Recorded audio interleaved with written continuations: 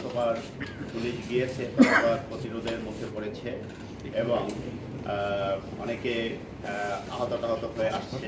এসব বিষয়ে অনেক মামলা টামলা হয়েছে। আমি এটা দেখে আপনারা জানেন যে আমরা প্রথমে একটা যৌথ অভিযান করি। এখন আমরা এটা টোটালি আমাদের কন্ট্রোলে, যে কেউ যে কোনো সময় আমরা সকালে করি, বিকালে করি, বিভিন্ন সময় অল্প ফোর্স নিয়েও আমরা সেখানে এখন ঢুকতে পারি। তো আমরা আমাদের চেষ্টা করছি, তবে এখানে অনেক জটিল পরিস্থিতি আছে। সেটা হচ্ছে যে মাদকের যে ডিলার তাদেরকে পাওয়া যায় না। আমরা যে অভিযানগুলো করি সে অভিযানগুলোতে খুচরা বিক্রেতা এবং মাদক সেবী এর বাহিরে ডিলারদের পাওয়া যায় না। মাজার বস্তিতে আমরা একাধিক সুড়ঙ্গ পেয়েছি। আমরা যখন অভিযান করি এখানে 2-3টা ঘর আছে যেটা দুর্গের মতো তৈরি করা। আমরা ভেঙে চুরে আসি, কেটে কেটে কেটে ঢুকি গ্রাইন্ডিং মেশিন দিয়ে। আবার একদিন পরে আবার যখন অভিযান করি আবার দেখি যে সেটা আগের মতো হয়ে আছে। ঠিক আছে, তো এগুলো কিভাবে নিয়ন্ত্রণ করা যায় আমরা এক এক সময় এক এক স্ট্র্যাটেজি নিয়ে কাজ করছি। আশা করি আমরা একটা ভালো ফল পাব।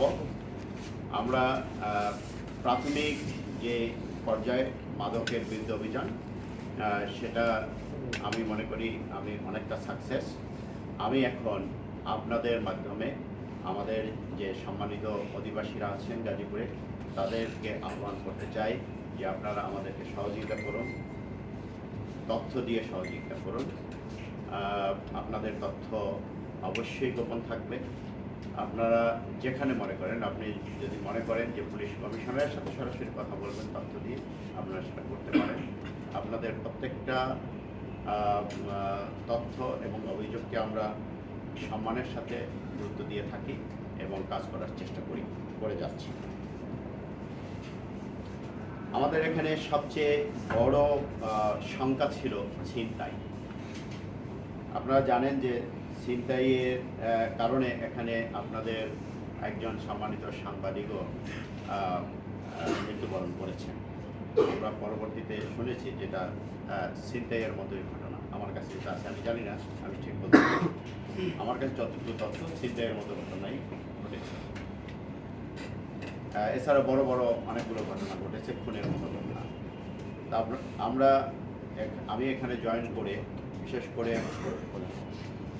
টঙ্গীতে যে ফ্লাইওভার আছে, ফ্লাইওভারের একটা বিরাট সমস্যা আছে। আপনারা জানেন যে বিআরটি প্রজেক্টটা আসলে সম্পূর্ণ হয়নি, অসম্পূর্ণ রয়ে গেছে।